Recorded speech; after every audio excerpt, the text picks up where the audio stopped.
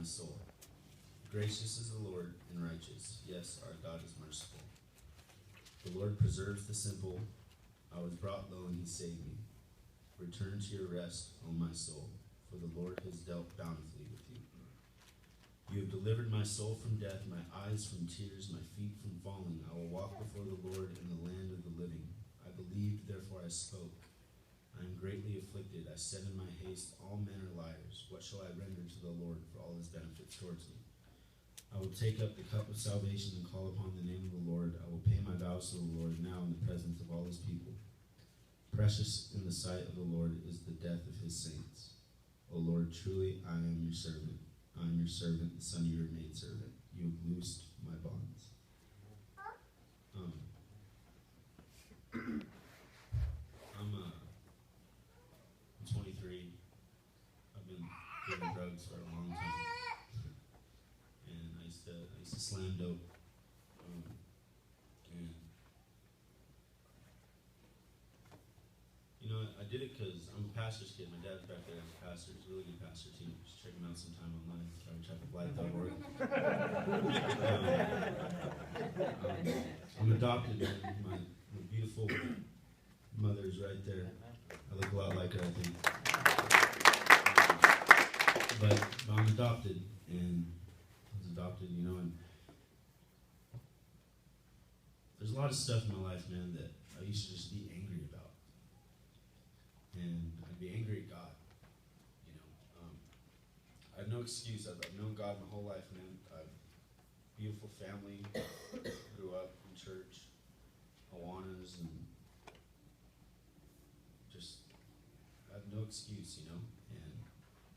And when I was about 11, I think like realizing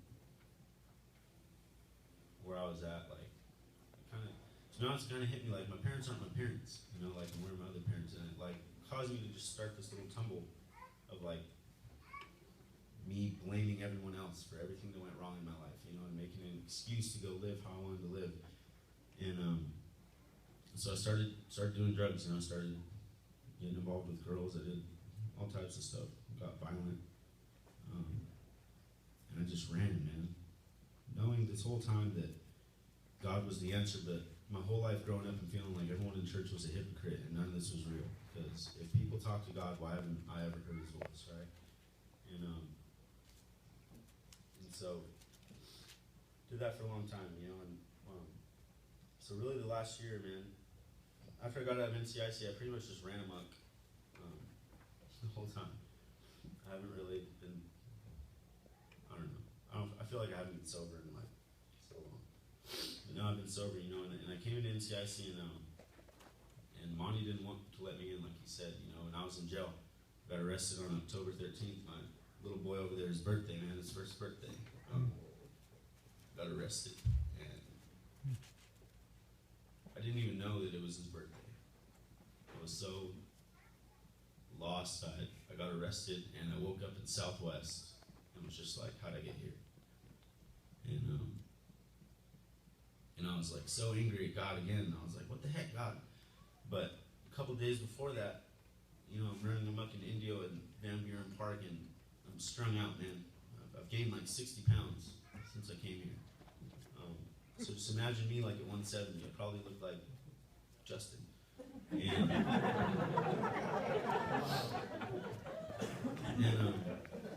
you know, like the last year, like me and my kid's mom, just all types of stuff happened that caused so much drama. She was with another guy. I was just like, I was hurt, man. I was heartbroken. I was lost, you know. And I thought that meth would help, and it didn't, man. And I remember just being in Van Buren Park in the bathroom with the girl that I was running around with, and I was doing an issue, and I just like stopped and I looked up at God, and I was just like, God, I can't put this needle down, man. And I'm tired, I'm done, but I can't. You need to do it. So do it.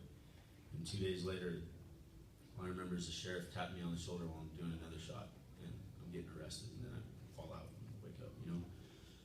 And then, so I've been in NCIC, and a lot of cool stuff has happened, you know, and like God's revealed himself to me, man. And one thing he revealed to me is like, I think in Ecclesiastes it says like God appoints both like bad things and good things, you know, like he appoints them both. And I never thought that. I always like grew up thinking that God's this big, gracious, loving Father who isn't willing that any should perish and wants me just to have this good old life, you know, and that's just like, that's not true. And I know that, you know. And I started like reading the Bible the last couple months, you know, and like it's finally like coming alive, like, oh wow. And I remember I got in trouble for smoking weed 3 months ago, and I was outside with Mike and Kyle, and like I wanted to leave. I don't know why, but I just got in trouble. Monty's like, you can stay. I want you to stay and deal with your punishment. I was like, okay, and then I'm just like, I'm gonna go. I'm gonna take off. You know, I'm gonna leave. This is it. And I walked outside, and I was just like, no, you know what? No, I'm not. And so I tell Mike we're like a hidden joint is that I think, you know. And we walk outside, and I just like break.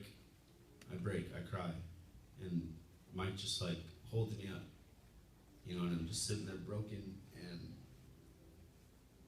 because I think like right there I realized like, man, I deserve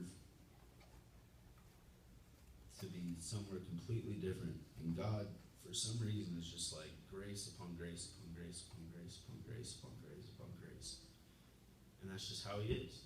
And I never like received that, you know, and but now I do, man. Now it's like, you know, I don't have my son.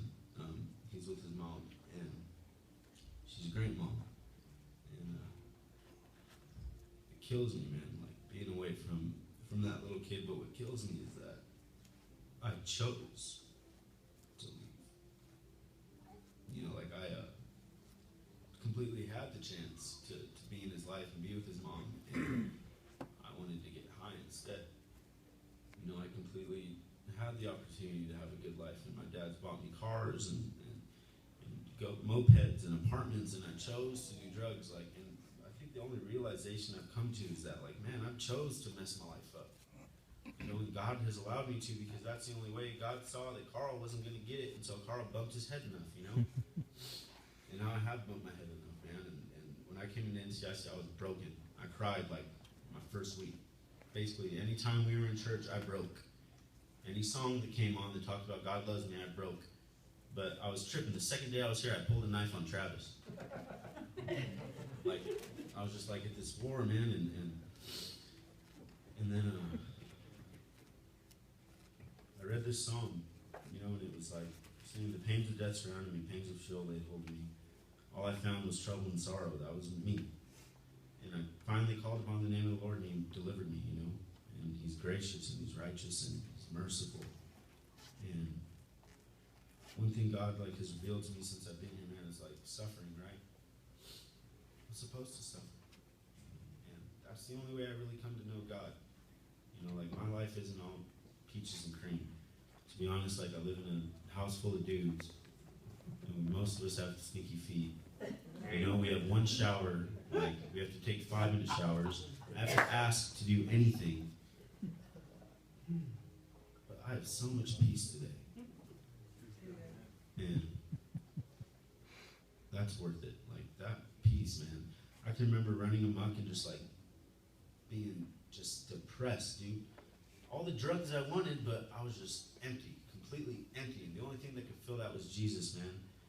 And he is, you know. And like I look back at so much stuff, and we've been going through. We do Proverbs every morning, and in Proverbs, like it always talks about folly and wisdom, you know, and like now I'm starting to apply that wisdom, and so like here I can graduate, I can go get a job, I can try to run back and like be with my little boy and stuff, you know, but like I'm not going to, because I realize like I'm not ready, you know, and God's timing is the right timing, and life isn't all good, but like Jesus lived his whole life. We've been doing this Genesis study, so I'm gonna just say he's lived 37 years, you know. Jesus lived 37 years, and the whole time knowing that he was going to go to a cross and die. Like, just this horrible death. And yet, every time I read in the Bible, Jesus was loving someone. You know, like, Jesus was happy.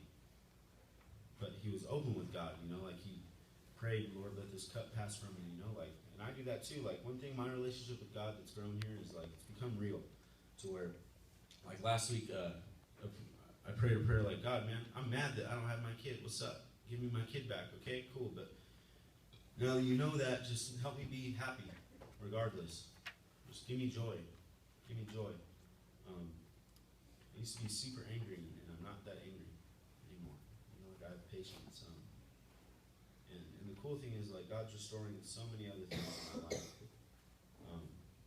And we're at, like, I want to be a pastor, man. And it's funny because I always told my dad, oh, I'm never going to be a pastor, man. You know? But that's what I want to do. And I realize that that's going to take time. I also realize that me choosing to go that route for right now is going to keep me from being there with my son. But that's okay. Because God wouldn't have given me that little guy if he didn't want me to be in his life. You know? God doesn't set me up for failure. He sets me up to succeed. And one thing Pastor D always tells us, man, it's like, if you fall, get back up, keep walking. If you fall, get back up, keep walking, you know? And that's what I've been doing, man. I've fallen a couple times. I've been crying at the kitchen table before because my baby mama yelled at me on the phone. No, you're not doing this, you know. But like, I'm not doing that. I haven't been there. I haven't been a dad. I haven't been on these things.